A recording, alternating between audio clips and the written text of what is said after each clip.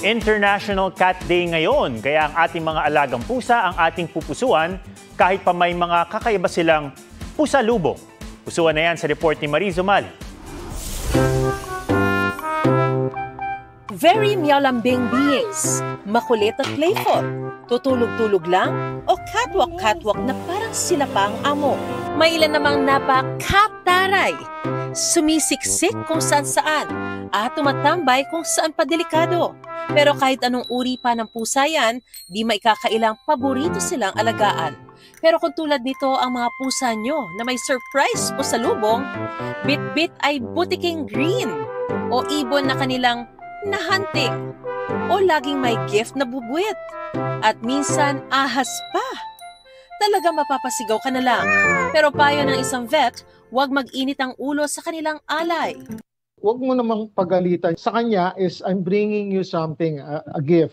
Gently, alisin mo na lang. Nagkakaroon siya ng negative reaction. Teka, bakit dinalang kita ng tapos hindi mo nagustuhan? Dahil affectionate daw ang mga pusa, ang mga bit-bit nila ay maaaring indikasyon na nais pagtibayin ni Muning ang relasyon sa kanyang human. Posible rin daw na nagtuturo ang mga pusa ng hunting skills sa mga miyembro ng pamilyang kasama niya. Carnivore sila eh. Usually, yung prey nila, yung mga either mga small animals na dadalhin nila, nagdadala sila doon para i-share yung pagkain na yun. Parang mga kuting din na kailangan niyang turuan para mag-hunt. Kung meron man daw dapat itago sa bahay para di nila makuha, yun ay ang yarn o sinulid na madalas pa man din nilang laruin. Bawal pala yarn. Ang dila nila, kung titingnan mo, pag nilabas nila yung dila, meron niyang parang tusok-tusok. Kung yung nadilaan niya, yung sinulid na mahaba, na tuloy-tuloy. Hindi mo mahihila yung kasi it's always pointed inward hanggang malulunyay. Pero isa pang gift na lagi nila ibinibigay, ang warm hugs at soft massages.